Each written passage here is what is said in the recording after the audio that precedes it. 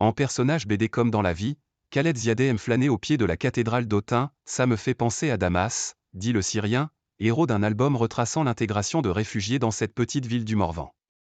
On voulait parler du quotidien ici, pas de leur histoire en Syrie. L'album intitulé Les mots nous manquent se démarque ainsi de l'arabe du futur, par exemple, la célèbre saga du franco-syrien Riyad Sattouf, Grand Prix 2023 du Festival d'Angoulême de la BD, explique à l'AFP Thibaut Mougineau.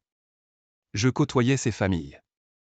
J'échangeais sur leurs ressentis, leurs difficultés et je me suis dit qu'il fallait expliquer pourquoi, parfois, il y a incompréhension, ajoute ce travailleur social de 35 ans, revenu récemment d'un tour du monde d'1 an. Fan de BD, l'idée de dire par le dessin vient naturellement à Thibaut.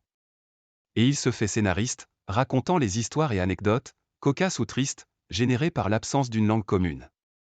De la dame âgée promenant son chien, qui lance encore à traîner cela en voyant un groupe de Syriens papotant, au premier travail de Salah, la quarantaine, ramenant une pioche à son chef de chantier qui vient de lui demander une pelle, en passant par le jeune ado, Kawa, qui, fou de joie de savoir écrire son nom en français, le trace sur la vitre arrière d'une voiture, recevant du propriétaire un « Qu'est-ce que tu fais, petit vaurien ?» Les malentendus, l'incompréhension, les quiproquos de l'intégration, c'est ce que montre la BD, explique Thibaut. On me donne du Molière. Album léger, qui sera présenté en janvier au Festival d'Angoulême, Les mots nous manquent se veut apolitique, garant de sa totale liberté, assure Thibaut. L'œuvre n'a reçu aucun argent des autorités, étant entièrement financée par l'OPAC, bailleur social qui a logé les réfugiés et inscrit la BD dans son objectif du bien vivre ensemble dans les quartiers d'habitat social.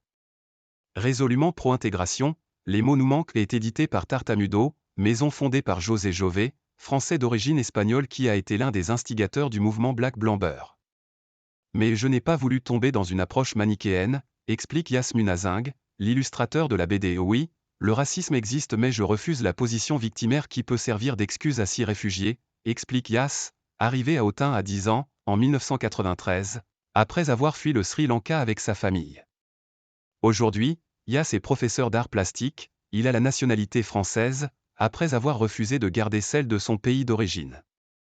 Parce que j'ai été formé par l'école de la République, dit-il avec emphase.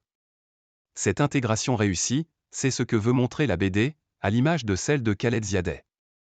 Arrivé à 20 ans à Autun sans savoir un mot de français, il est aujourd'hui comédien. Professionnel, ajoute-t-il fièrement. On me donne du Molière. Il a fallu que je comprenne, dit-il dans un rire et un français parfait, conscient du chemin parcouru. On était choqué culturellement en arrivant, se souvient-il au pied de l'immeuble numéro 37 où sa famille a été accueillie, dans un groupe de HLM aux façades décrépies, décorés de serviettes séchant sur les rambardes des balcons. C'est difficile mais l'intégration est possible, lâche-t-il. Le parcours du combattant est cependant long.